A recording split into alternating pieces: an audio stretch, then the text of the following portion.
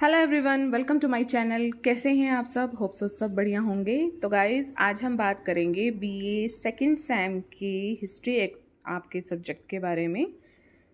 तो आप सबको पता है कि इसकी क्लासेस चल रही थी। तो आज का जो हमारा लास्ट पार्ट है, पार्ट 4, इसके बाद आपका ये चैप्टर बिल्कुल कंप्लीट हो जाएगा।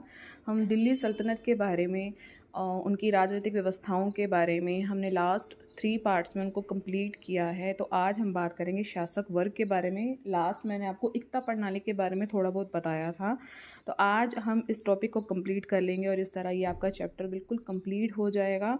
तो वीडियो के एंड तक आप बने रहेंगे। वीडियो को मैक्सिमम लाइक शेयर सब्सक्राइब आप ज़रूर करेंगे। तो चलिए गाइस, आज की वीडियो में अपनी स्टार्ट करते हैं। तो देखिए, दिल्ली सल्तनत की जब स्थापना हुई थी वो कब हुई थी? आपकी 1206 में। तो 1206 में आपकी दिल्ली सल्तनत की स्थापना हुई थी। किसके द्वारा हुई थी? कुतुबुद्दीन ऐबक के द्वारा हुई थी। अब तो आपके एग्ज़ाम बिल्कुल नज़दीक हैं, अब तो आपको हर चीज़ याद रहनी ही चाहिए, ठीक है। तो ये मैंने आपको बता दिया है। अब इसके बाद क्या हुआ, क्योंकि इस चैप्टर में ये है मेन कि दिल्ली सल्तनत के विघटन के बाद क्या क्या चीज़ें हुई हैं। तो ये टॉपिक भी उसी पे है कि जब उसका स्थापना हो गई उसके बाद क्या हुआ। तो जैसे ही आपके दिल्ली सल्तनत की स्थापना हुई उसके बाद भारत में एक नवीन शासक वर्ग का उदय हुआ था। इस वर्ग ने मध्यकालीन राज्य व्यवस्था के उद्भव और विकास में बहुत ज़्यादा महत्वपूर्ण भूमिका निभाई थी, ठीक है। जब ये बना था, इसका जब स्वरूप तैयार हुआ था, इस राजनीतिक व्यवस्था में जब एक स्वरूप तैयार होता है, एक स्ट्रक्चर जब आपका बनता है, तो किस बिहाफ पे हुआ था? जाति और धर्म को पहले इस पे रखा गया था। मतलब कि किस जाति से या किस धर्म से है। जैसे जैसे इसमें चेंजेस होते गए, टाइम के अकॉर्डिंग जैसे चेंजेस होते गए, तो इसमें परिवर्तन आपको दिखाई देने लगे अकॉर्डिंग टू टाइम। और इसके बाद एक टाइम ऐसा आया कि इसमें आपके सिर्फ और सिर्फ जो है 3 श्रेणियों में लोगों को विभाजित कर दिया गया। कौन कौन से थे वो 3 लोग? खान, मलिक और अमीर, ठीक है। रॉयल रॉयल लग रहे हैं ना? खान, मलिक और अमीर। ये जो आपको ये विभाजन दिख रहा है ना, ये बिल्कुल भी स्पष्ट नहीं है कि कभी ऐसा दिखा नहीं है, लेकिन हम इसको मानते हैं कि ये ऐसा हुआ था, ठीक है। एक आपके प्रसिद्ध इतिहासकार हैं सतीश चंद्र जी, उनके अनुसार क्या था कि दिल्ली सल्तनत के शुरुआती दौर में दरबार और उसके इर्द गिर्द छोटे छोटे पदों पर जो सर्जनादार थे, सुल्तान की जो निजी सेना का सेनापति जिसको हम कहते थे, खाकी ए खास, पे प्रथातों का अध्यक्ष, सीप सलाहकार, ये इसको हम पढ़ चुके हैं, सर ए खैल, सशस्त्र सेना के निम्न स्तर के अधिकारी और सीप सलाहकार इत्यादि, इन सभी की जो है उस टाइम नियुक्ति की जाती थी अकॉर्डिंग टू सतीश चंद्र जी हैं। बहुत इंपॉर्टेंट है, मध्यकालीन इतिहास की इनकी एक पुस्तक भी है। और इनको हम क्या कहते थे? इनको हम अमीर कहते थे उस समय।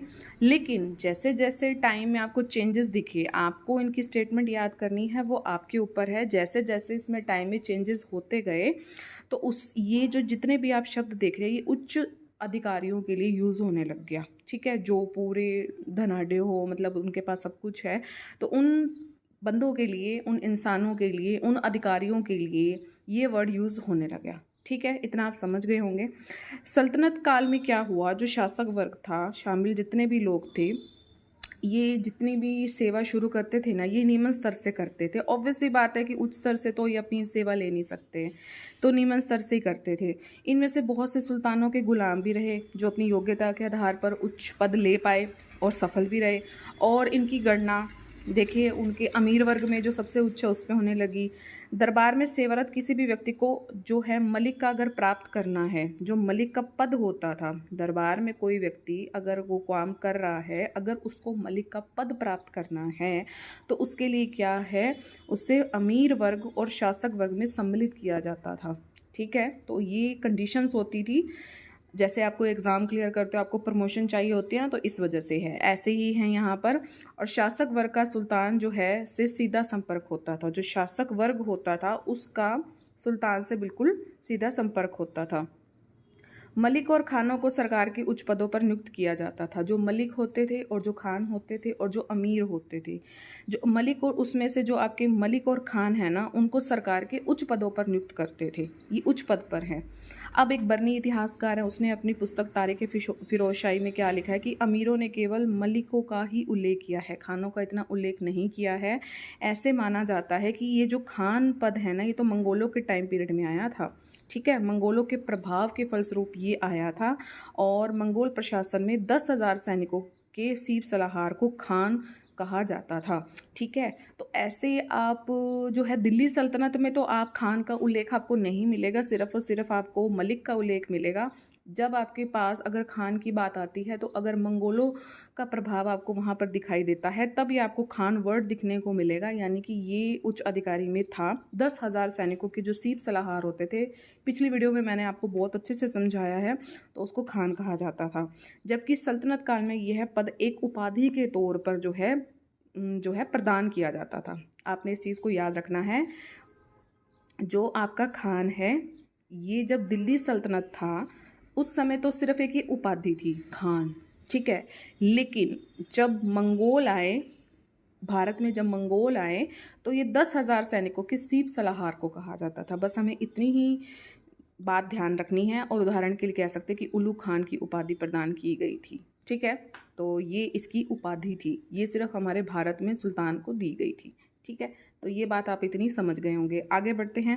अब बात करेंगे जितने भी आपके वंश रहे हैं उनके अकॉर्डिंग क्या क्या उनमें चीज़ आपको शासक कैसे कैसे उनके वर्गों में बटा हुआ था। तो ये है गुलाम वंश। विशेषकर आप बात करेंगे इल्तुतमिश से, जैसे कहेंगे एक तरह से स्टार्ट हुआ था, वैसे तो कुतुबुद्दीन ऐबक था, तो बहुत ज़ोरों पर इसने विकास किया है इल्तुतमिश ने। आपने याद रखना है, मिनहाज उस सिराज के अनुसार जो है इल्तुतमिश के शासनकाल में जो मलिक थे ना, उनकी संख्या 8, मध्य एशिया के विस्थापित शासक भी इसमें शामिल थे। जो बर्नी था इतिहासकार, इसका बार बार आप नाम पढ़ोगे, इस बर्नी ने क्या लिखा है कि इल्तुतमिश ने अपने प्रशासन को चलाने के लिए तुर्गान ए चहलगामी, या पढ़ चुके होंगे आपके दिल्ली सल्तनत में, तुर्गान ए चहलगानी अर्थात 40 का गठन किया था। इसका अर्थ क्या हुआ कि इसमें आपको जो है 40 तुर्क सरदार मिलते हैं।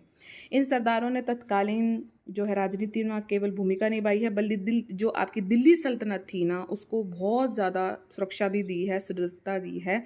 इसमें जो है आपको जो और चीज़ें जो याद रखनी है, किन किन को दास रखने का बहुत ज़्यादा शौक था, दास खरीदने का, तो यल्दूज, कुबाचा और इल्तुतमिश, तो इन तीनों को आपका दास खरीदने का बहुत ज़्यादा शौक था। ये आपको चीज़ याद रखनी है। ठीक है, और जैसे ही आपकी इल्तुतमिश की मृत्यु हो गई है तो उसके बाद आपके जो आपके दास हैं, इन दासों ने स्वयं को सुल्तान का दास कहना जो है शुरू कर दिया था। तो इतनी चीज़ आपको याद रखनी है। आप इसके बाद आप जो है चीज़ को याद रखेंगे क्योंकि अब आपका पेपर बिल्कुल नज़दीक है। चंगेज़ खां के बर्बर आक्रमणों से बचने के लिए अनेक शहजादे और अमीर वर्ग के लोग गुलाम वंश के शासनकाल में भारत में लोग आकर बस गए थे। आपको पता है कि मंगोलों का आक्रमण हमारे भारत में हुआ था, तो ये चीज़ भी आपको याद रखनी है। ठीक है, तो बलबन, अब बलबन की बात कर लेते हैं। बलबन की मृत्यु जैसे ही हुई, जब वो गद्दी पर बैठा, उसके बाद तुर्गान ए चहलगामी जो कि आपके इल्तुतमिश ने स्टार्ट करी थी उसको समाप्त कर दिया। इसकी ये वाली चीज़ आपने बिल्कुल याद रखनी है कि कब तुर्गान ए चहलगामी को समाप्त कर दिया गया और किसके द्वारा किया गया। इसके बावजूद उसने अपने दरबार में अमीर अथवा शासक वर्ग को बहुत ज़्यादा महत्व दिया। ठीक है, उस समय बरने के अनुसार कहा जाए तो उस समय आपके जो मलिक थे उनकी जो संख्या थी उस टाइम थी 36। ठीक है, ये आपको चीज़ याद रखनी है कि उस टाइम कितनी थी। दिल्ली सल्तनत के प्रारंभ में एबिसिनियाई अमीरों की भूमिका भी बहुत महत्वपूर्ण रही है। अब ये किस के काल में रही है तो ये चीज़ आपको याद रखना है। रजिया के समय उनके दरबार में ही था, बहुत ज़्यादा प्रभाव था एबिसिनियाई अमीरों का, और एबिसिनियाई अमीर याकूत था, उसकी हत्या के बाद इसका प्रभाव लगभग समाप्त हो गया था। ठीक है, सिर्फ और सिर्फ आपको इतना ही याद करना है। अब बात करेंगे हम खिलजी वंश की, उसमें ऐसा शासक वर्ग में क्या क्या था। बहुत ज़्यादा परिवर्तन हुए हैं खिलजी वंश में। जलालुद्दीन फिरोज खिलजी और अलाउद्दीन खिलजी ने प्रशासन में खिलजियों के साथ साथ भारतीय मुसलमानों को बहुत महत्व दिया था, और उस समय के जो मुसलमान थे उनकी जो राजनीति थी उसमें बिल्कुल सक्रिय थे। वैसे भी उसके समय अमीर वर्ग, शासक वर्ग का सामाजिक आधार अधिक विस्तृत हो गया था। अगर आपने बहुत अच्छे से दिल्ली सल्तनत को पढ़ा है, अलाउद्दीन खिलजी को पढ़ा है, तो आप देख सकेंगे कि उसने बहुत ज़्यादा विस्तार कर लिया था। जब वो विस्तृत हो गया था तो उसमें स्थायीपन भी आया। अब उच्च प्रशासनिक जो अधिकार है उन पर तुर्कों का एक अधिकार समाप्त होने के साथ ही अमीर वर्ग में अनेक लोगों के प्रवेश की जो है संभावनाएं बढ़ गई थी। तुर्कों का जब एक अधिकार समाप्त हो गया तो उसमें अमीर लोग तो आएंगे ही आएंगे क्योंकि वो उच्च पद पे हैं। ठीक है, तो इतनी आपको चीज़ याद रखनी है। लास्ट में आप ये याद कर सकते हैं कि बर्नी ने अलाउद्दीन खिलजी के शासनकाल में जो अमीर हैं उसकी संख्या आपको 48 बताई है। जो 7 थे वो आपके सुल्तान के बिल्कुल निकट थे, और इनमें देशी के साथ साथ विदेशी अमीर भी शामिल थे। तो इतनी चीज़ आपको खिलजी वंश की याद रखनी है। आगे बढ़ते हैं, हम तुगलक वंश के बारे में पढ़ लेते हैं, उनका शासक वर्ग कैसा था। तो तुगलक सुल्तानों के शासनकाल में भी बहुत ज़्यादा आपको चेंजेस देखने को मिले हैं। शासक वर्ग में आपका जाति और नस्ल का जो बिल्कुल महत्व समाप्त तो होने लगा था, हुआ नहीं था, होने लगा था। ये चीज़ आपको याद रखनी है तुगलक वंश में। वैसे भी मोहम्मद तुगलक के साम्राज्य विस्तार और जो उदार प्रशासनिक नीति से ये जो तत्व हैं वो दुर्बल पड़ने लग गए थे। तुगलक जो थे सुल्तान शासक वर्ग में विदेशों जो आपके विदेशी थे, मंगोल थे, खरासीनियों थे, इन सबको आपने महत्वपूर्ण, और भारतीय थे, इन सबको महत्वपूर्ण स्थान दे दिया गया था। ठीक है, इतना ही चीज़ आपको इसमें याद रखनी है क्योंकि टाइम बहुत कम रह गया है।